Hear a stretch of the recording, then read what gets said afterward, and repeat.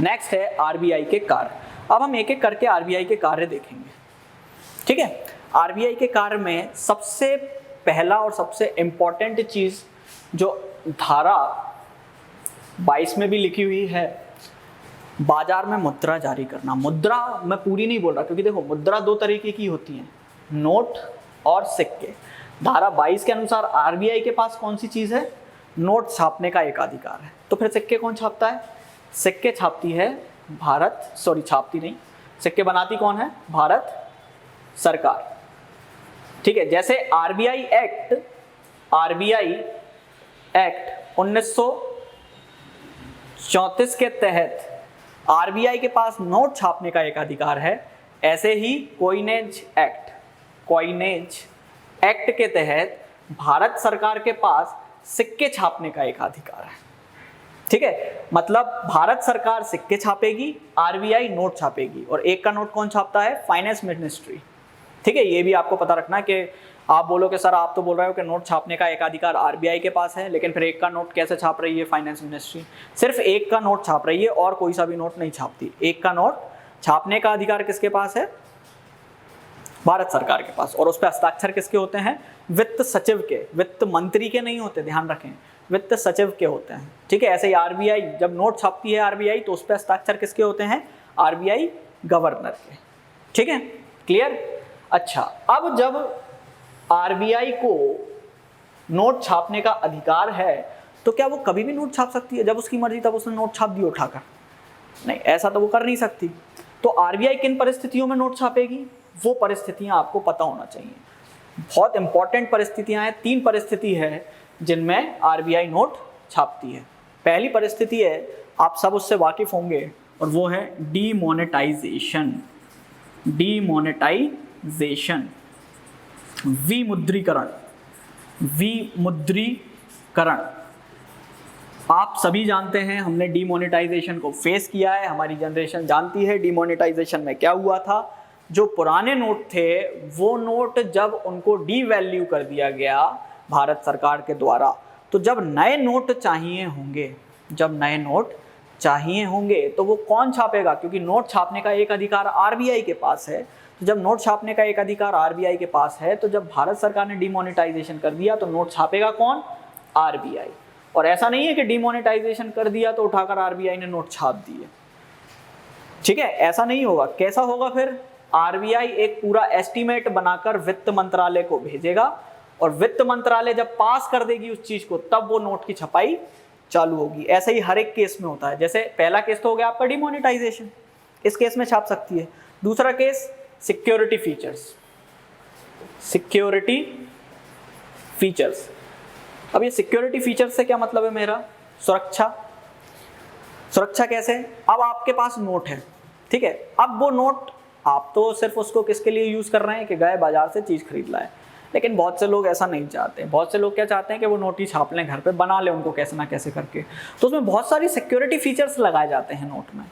एक समय ऐसा आता है, जैसे मान लीजिए आज से 10 साल बाद, 15 साल बाद ऐसा समय आएगा जब वो जो सुरक्षा की तकनीकें उसमें लगाई गई थी आरबीआई के द्वारा, वो लोगों की पहुंच में आ जाएंगी, ठीक है। जैसे मान लीजिए एक वो पट्टी लगी रहती है बीच में, हो सकता है 10-15 साल बाद हमारे पास ऐसी तकनीक आ जाए, आम जन के पास ऐसी तकनीक आ जाए जिससे वो पट्टी बनाकर नोट में लगाई जा सके या किसी कागज में लगाई जा सके और उसको हम नोट बना सकें, ठीक है।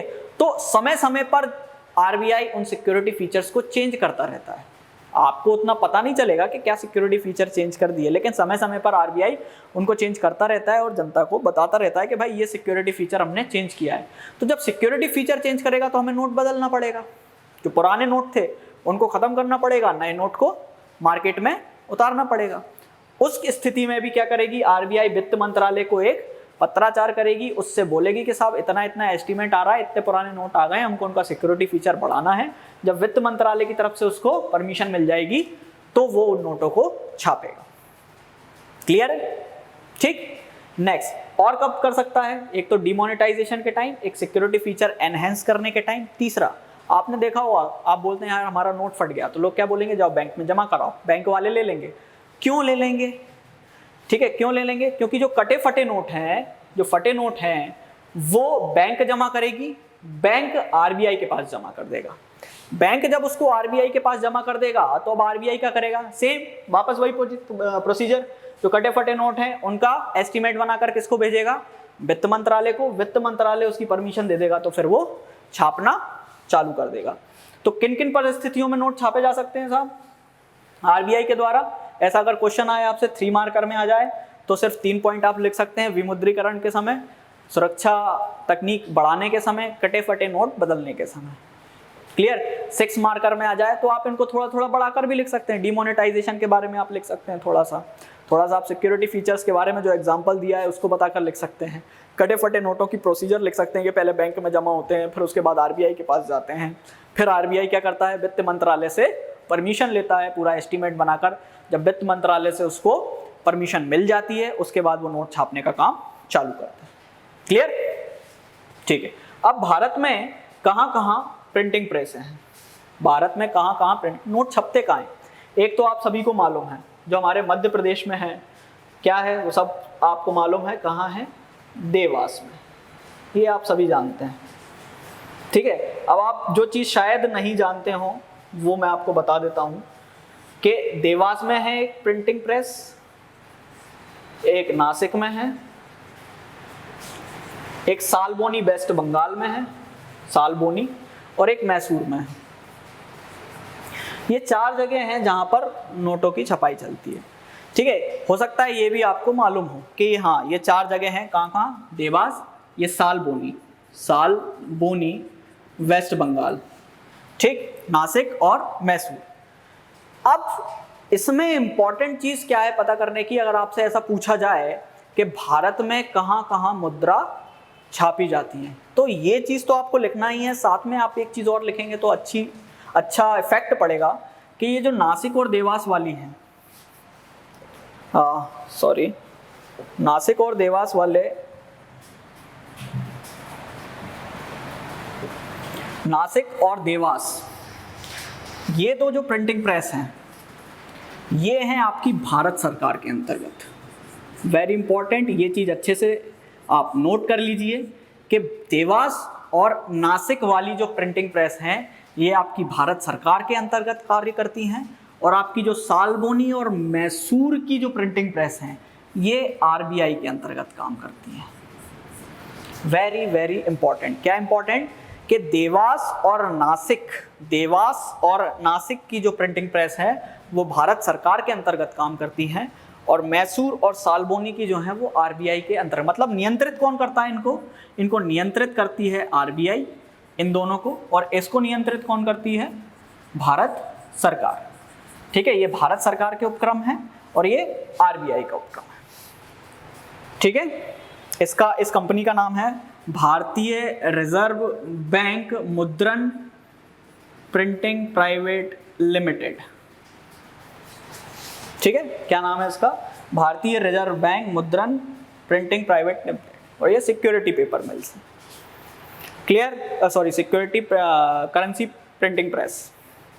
ठीक, ये भारत सरकार, ये आरबीआई। क्लियर है? ऐसे ही सिक्के छापने के कहाँ, सिक्के छापने के लिए भारत सरकार ने कहाँ लगा रखे हैं, टकसाल बोलते हैं, टकसाल मिंटिंग प्रेस। ठीक है, कहाँ है, नोएडा में है, हैदराबाद में है, मुंबई में है और कलकत्ता में है। ये 4 जगह हैं टकसाल छापने के। कहाँ है, नोएडा, मुंबई, हैदराबाद और कलकत्ता। क्लियर? कलकत्ता से याद आया, बता देता हूँ मैं आपको, वहाँ बताना भूल गया, कोई बात नहीं, सॉरी। जो आरबीआई है वो सबसे पहले जब स्टैब्लिश की गई थी 1935 में, वो कलकत्ता में स्टैब्लिश की गई थी, और 1937 में उसको मुंबई ट्रांसफ़र कर दिया गया था। छोटी सी एक लाइन है, आप चाहें तो नोट कर सकते हैं। ठीक, क्लियर? आगे चलते हैं। नेक्स्ट कार्य सरकार के बैंकर के रूप में, वेरी इंपॉर्टेंट। देखिए, आरबीआई जो मुख्य कार्य करती है उसको समझने की ज़रूरत है। क्या समझने की ज़रूरत है? एक मिनट। आरबीआई जो है वो बैंक नाम तो है उसका, लेकिन बैंक जैसा कोई काम नहीं कर रही। बैंक काम क्या करती है, जमा लेना और ऋण देना। तो आरबीआई जो है वो आम जन से आम जन को ना ऋण दे रही है ना उससे जमा ले रही है। बैंक उसका नाम है, क्यों? क्योंकि उससे पहले जब वो उसका राष्ट्रीयकरण हुआ था उससे पहले वो बैंक का कार्य कर रही थी। लेकिन आज की डेट में वो क्या काम कर रही है? केंद्र सरकार का काम कर रही है, राज्य सरकार का काम कर रही है, और जो दूसरे बैंक हैं उनको नियंत्रित करने का काम कर रही है। ठीक है, आरबीआई मेन कौन से कार्य कर रही है? केंद्र सरकार के काम। ठीक है, केंद्र सरकार के क्या क्या काम करेगी वो हम देखेंगे, राज्य सरकार के क्या क्या काम कर रही है वो भी देखेंगे, और बैंकों को कैसे नियंत्रित कर रही है वो भी देखेंगे। लेकिन मेन काम कर कौन से रही है? केंद्र राज्य इनको संभालना और बैंक को नियंत्रित करना। कैसे नियंत्रित कर रही है वो हम एक एक करके देखेंगे। ठीक है, तो सरकार के बैंकर के रूप में किस तरीके से आरबीआई काम करती है उसके बारे में देखते हैं। सरकार के कर्जों का ध्यान रखना, प्रबंधन करना। सरकार कर्ज लेती है, ये आप सभी को पता है। ठीक है, कैसे कर्ज ले सकती है? विदेशों से कर्ज ले सकती है। ठीक है, ज़रूरत पड़ी तो जो अपने यहाँ बड़े बड़े बिजनेसमैन हैं उनसे भी कर्ज ले सकती है। अब कर्ज कैसे लेगी? क्योंकि जब मान लीजिए आप बैंक में जाते हैं, आपको अगर कर्ज लेना है तो क्या बैंक आपको नॉर्मल यूं ही कर्ज दे देगी कि आओ भैया ले जाओ पैसे? वो आपसे कुछ ना कुछ साथ में रखवाएगी, या अगर आप सैलरीड पर्सन है, गवर्नमेंट पर्सन है, तो आपकी सैलरी अकाउंट से कनेक्ट करेगी। ठीक है, उसको भरोसा आपको दिलाना पड़ेगा बैंकों के, साहब हम आपका पैसा लौटा देंगे। ऐसे ही अगर भारत सरकार किसी से ऋण लेना चाहती है तो उसको भी सामने वाले को भरोसा दिलाना पड़ेगा कि हम आपका पैसा लौटा देंगे। तो लौटाओगे कैसे? उसके लिए आप क्या रखोगे? सरकार क्या गिरवी रखेगी? रेलवे स्टेशन तो गिरवी रखेगी नहीं कि भैया हम रेलवे स्टेशन गिरवी रख देते हैं, हमारा तुम्हारा नाम कर देते हैं, आप हमें इतना पैसा दे दो। ठीक है, और जब हम आपको पैसा चुका दें तो आप रेलवे स्टेशन हमें वापस कर देना। ऐसा तो कर नहीं सकती सरकार। ठीक है, हाँ बेच सकती है, वो उसका अधिकार है, लेकिन उसको गिरवी नहीं रख सकती। ठीक, तो कैसे वो आपको या किसी को भी जिससे वो ऋण लेना चाहती है उसको कैसे भरोसा दिलाएगी कि वो आपका पैसा वापस कर देगी? तो उसके लिए एक साधन होता है गवर्नमेंट सिक्योरिटीज या जी सिक्योरिटीज, सरकारी प्रतिभूति। क्या होती है जी सिक्योरिटी? जी सिक्योरिटी को आप अगर सिंपल टर्म्स में समझना चाहें तो सिंपल टर्म्स में मैं तो यही कहूंगा कि ये सरकार का वो भरोसा है जो वो सामने वाले को दे रही है, जिसके बदले में वो ऋण ले रही है। ठीक है, ये एक तरीके का बॉन्ड है, कागज है जिसपे सरकार ने साइन कर दिए हैं कि ठीक है भाई, हम आपसे 1 साल के लिए लोन ले रहे हैं, आप हमें इतना पैसा दे दो, और ये कागज पे मैं आपको साइन करके दे रहा हूं कि 1 साल बाद जब हम आपको पैसा लौटाएंगे तो इतने प्रतिशत ब्याज के साथ आपको पैसा लौटा देंगे। तो वो जो कागज है उस कागज को मैं क्या बोलता हूं? जी सिक्योरिटी। क्या समझे? जी सिक्योरिटी एक ऐसा कागज है जिसपे सरकार ने साइन करके आपको दे दिए हैं, ये बोलकर कि ठीक है भारत सरकार आपसे इतना ऋण ले रही है और ये ऋण आपको इतने प्रतिशत ब्याज के साथ इतने समय बाद लौटा दिया जाएगा। क्लियर? देखिए डेफिनेशन क्या लिखी है, सरकार द्वारा प्रयुक्त ऐसा साधन है जिसके द्वारा भारत सरकार जारी कर उधारी जुटाती है। उधारी जुटाने का काम कर रही है सरकार। 1 साल से कम अवधि की सिक्योरिटी को ट्रेजरी बिल कहते हैं। अब ठीक है, 1 साल से ज्यादा का भी ऋण ले सकती है वो, 1 साल से कम के लिए भी ऋण ले सकती है। तो अगर 1 साल से 1 ईयर 1 साल से कम के लिए अगर कुछ ले रही है तो उसको क्या बोलूंगा मैं? ट्रेजरी बिल या राजकोषीय बिल, खजाना बिल, कुछ भी बोल लीजिए, ट्रेजरी बिल बोलते हैं। ठीक है, और अगर 1 साल से ज्यादा के लिए कुछ ले रहे हैं, 1 साल से ज्यादा के लिए ऋण लिया जा रहा है, ऐसे केस में मैं उसे डेट सिक्योरिटीज बोलूंगा। क्या बोलूंगा? Debt securities. डेट सिक्योरिटीज, दिनांक प्रतिभूति, या बॉन्ड भी बोल सकता हूं, बॉन्ड। ठीक है, और इस केस में चाहे ट्रेजरी बिल हो चाहे बॉन्ड हो, इस केस में मैं क्या कर रहा हूं? जो इंटरेस्ट रेट होगा उसको इंटरेस्ट रेट नहीं बोलूंगा। बस ये चीज ध्यान रखना कि जब मैं ट्रेजरी बिल या बॉन्ड इशू कर रहा हूं, मतलब सरकार की तरफ से जब ये चीज इशू हो रही है, तो उसमें जो इंटरेस्ट रेट है उसको मैं क्या बोलता हूं? कूपन दर। कूपन दर, कूपन रेट कुछ भी नहीं है, कुछ अलग से याद रखने की जरूरत नहीं है। ये सिर्फ जो इंटरेस्ट, जैसे आप बैंक गए, आपने ऋण लिया, आपको बोला भाई साहब होम लोन लेना है, 6.75% ब्याज है उसका, तो क्या बोला बैंक ने? 6.75% ब्याज पर हमने आपको ये ऋण दिया है। ठीक है, ऐसे ही भारत सरकार जब जी सिक्योरिटीज जारी करेगी तो वो बोलेगी कि इतनी कूपन रेट पे दे रहे हैं। कुछ नहीं, वो ब्याज दर ही है, बस उसका नाम बदल दिया है। क्या रख दिया है? Coupon rate. क्लियर? ठीक है, तो आई गेस ये चीज समझ में आई होगी आपको कि जी सिक्योरिटीज क्या होती है। ठीक है, अब सरकार के कर्जों का ध्यान कैसे रखती है ये देखो, ये चीज मैं आपको बताता हूँ, बहुत आसान तरीके से समझने की कोशिश करिए इसको। मान लीजिए आरबीआई का इसमें क्या रोल है वो समझिए। ये गवर्नमेंट है, ठीक है, ये गवर्नमेंट है और इसको पैसे की जरूरत है। इसने मान लीजिए 100 करोड़ रुपए की जरूरत है, तो इसने 100 करोड़ रुपए की जो जी सिक्योरिटीज थी वो उठाकर किसको दे दी? आरबीआई को। ठीक है, आप ऑनलाइन सर्च करना, एक प्लेटफॉर्म है कुबेर प्लेटफॉर्म, जिन पे आरबीआई ये जो नीलामी करने का, इन जी सिक्योरिटीज को नीलामी करने का, बैंकों पे ध्यान नियंत्रित करने का जो काम करती है वो कुबेर प्लेटफॉर्म के द्वारा करती है। ठीक है, अब गवर्नमेंट ने 100 करोड़ की जी सिक्योरिटीज किसको दे दी? आरबीआई को। आरबीआई क्या करेगी? कुबेर प्लेटफॉर्म पर इनकी नीलामी करेगी, कुबेर प्लेटफॉर्म पर इनकी नीलामी करेगी। ठीक है, अब मान लीजिए ये 100 में से 70 करोड़ की जी सिक्योरिटीज बिक गई, 100 में से 70 करोड़ की जी सिक्योरिटीज बिक गई, 30 करोड़ की नहीं बिक रही। ऐसा कभी होता नहीं है कि जी सिक्योरिटीज बिक ना पाए, ऐसा बहुत कम स्थिति में होता है कि ना बिक पाए, लेकिन मान लीजिए कि 70 करोड़ की जी सिक्योरिटीज बिक गई, ठीक है, 30 करोड़ की नहीं बिक पाई, तो ये 30 करोड़ की जो नहीं बिक पाई हैं इनको आरबीआई खुद ही खरीद लेगा।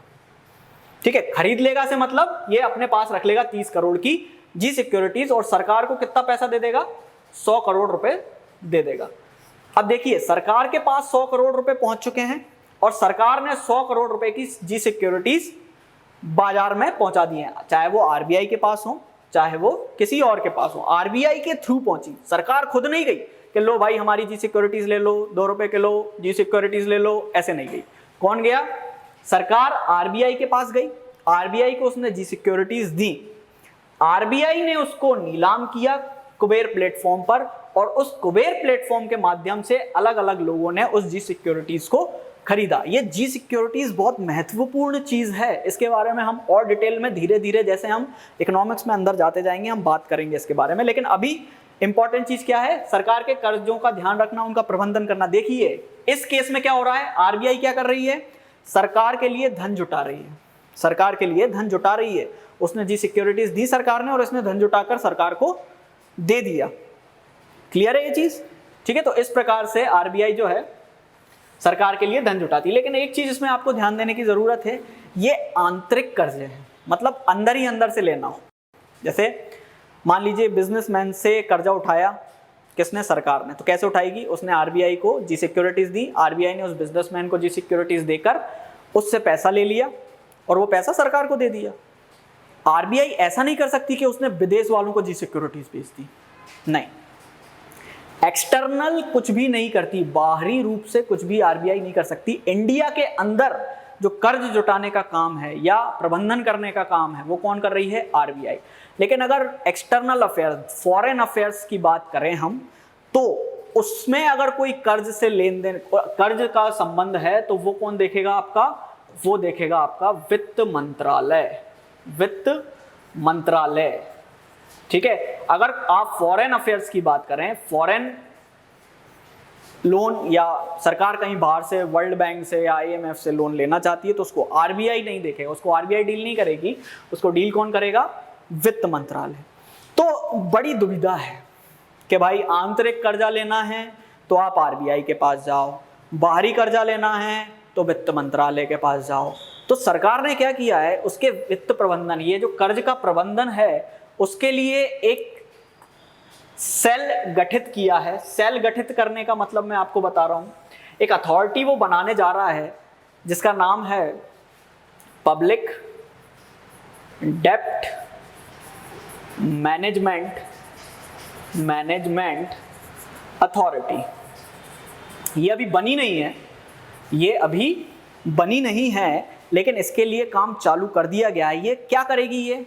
ये सार्वजनिक जो कर्ज है, सरकार जो सार्वजनिक कर्ज लेगी उसके प्रबंधन के लिए एक अथॉरिटी का निर्माण किया जाना है, जो कि अभी एक एक्सपेरिमेंटल रूप में है, अथॉरिटी ना होकर अभी सेल के रूप में है और उसका कार्य प्रणाली देखी जा रही है, जो भारत सरकार के आंतरिक और बाह्य दोनों कर्जों का साथ में प्रबंधन करेगी।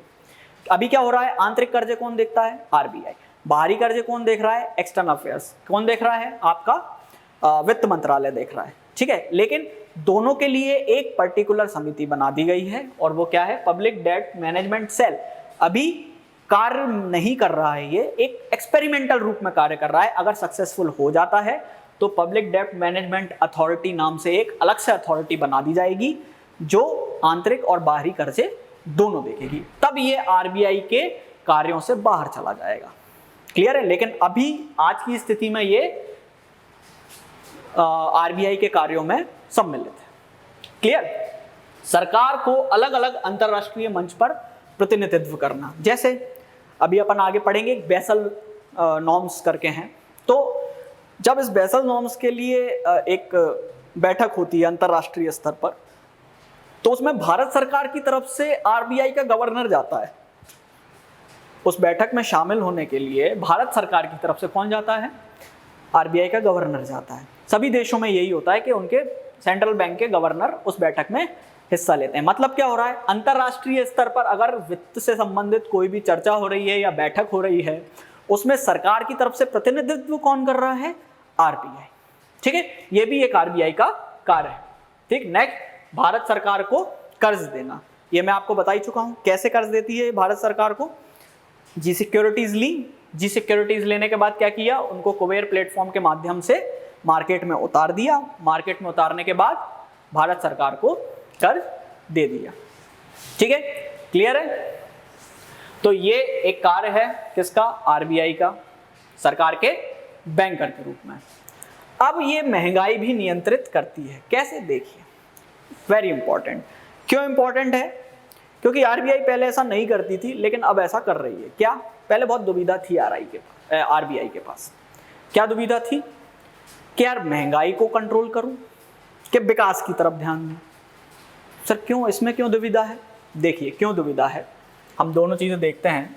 पहले देखते हैं महंगाई और एक तरफ देखते हैं विकास।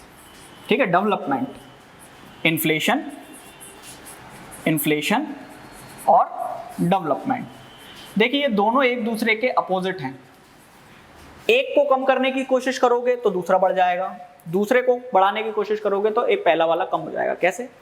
मान लो आपको महंगाई पर नियंत्रण करना है, आपको महंगाई पर नियंत्रण पाना है। अब आप महंगाई पर नियंत्रण पाएंगे कैसे? पहली बात तो ये कि महंगाई आएगी कैसे। महंगाई आने का, देखिए हमने law of demand, law of supply पढ़े थे, उसको इधर अप्लाई करने की कोशिश करिए। ठीक है, अप्लाई करिए उस चीज को। महंगाई क्यों बढ़ेगी? जब किसी चीज की मांग बढ़ जाएगी तो उसकी प्राइस भी बढ़ जाएगी। यही पढ़ा था हमने लॉ ऑफ डिमांड में। क्या? कि जब किसी चीज की डिमांड बढ़ जाएगी तो उसकी प्राइस में भी इंक्रीमेंट आ जाएगा। ठीक है, तो मांग बढ़ेगी क्यों किसी चीज की? किसी चीज की मांग कैसे बढ़ेगी? देखो बताता हूं आपको। मान लो एक बाइक है, ये एक बाइक है, ठीक है, ये बाइक है साहब 10 लाख रुपए की। ठीक है, दिख नहीं रही मगर है, मान लो 10 लाख रुपए की बाइक है। जनरली एक नॉर्मल आदमी जो है, मिडिल क्लास आदमी है, वो इस 10 लाख रुपए की बाइक को अफोर्ड नहीं कर सकता नॉर्मल कंडीशन में। ठीक है, अब आरबीआई ने क्या किया, बैंक दर कम, जो लोन देने की दर है उसको कम कर दिया। अब लोन देने की दर मान लीजिए बाइक के ऊपर थी 12%। ठीक है, 12% थी, मतलब अगर आप 10 लाख रुपए लोन पर ले रहे हैं तो आपको लगभग 14-15 लाख रुपए चुकाना पड़ेंगे और ज्यादा ही लगभग। ठीक है, 5-6 साल के अंदर। अब आरबीआई ने वो 12% से रेट घटाकर कर दी 1%। 1% मतलब आप 10 लाख रुपए ले रहे हो और मुश्किल से 10,20,000 रुपए आपको चुकाना है। तो कौन वो लोन नहीं लेना चाहेगा? क्यों? क्योंकि वो तो लगभग फ्री का ही लोन है। तो लोगों ने लोन लेना चालू किया। कब लोन लेना चालू किया? जब इंटरेस्ट रेट कम हो गई। अब इंटरेस्ट रेट जब कम हो गई, लोन लोगों ने ज्यादा लेना चालू कर दिया, तो मार्केट में क्या हुआ? मुद्रा का प्रवाह बढ़ गया, मार्केट में ज्यादा मुद्रा आ गई। आरबीआई ने कम कर दी इंटरेस्ट रेट, लोगों ने लोन लेना चालू किया। इसका मतलब क्या है? मार्केट में ज्यादा पैसा आ गया। जिस चीज को पहले मान लो 2 ही लोग एफोर्ड कर पा रहे थे, अब उसी चीज को मान लीजिए 15 लोग एफोर्ड कर रहे हैं। कंपनी क्या सोच के बना रही है प्रोडक्ट? भाई मेरा प्रोडक्ट 1 महीने में 2 ही बिकेगा, इससे ज्यादा नहीं बिक सकता। तो कंपनी 2 ही बना रही थी प्रोडक्ट। एकदम से आरबीआई और बैंकों ने क्या किया? रेट कम कर दिया इंटरेस्ट, तो लोगों ने ज्यादा लोन लेना चालू किया।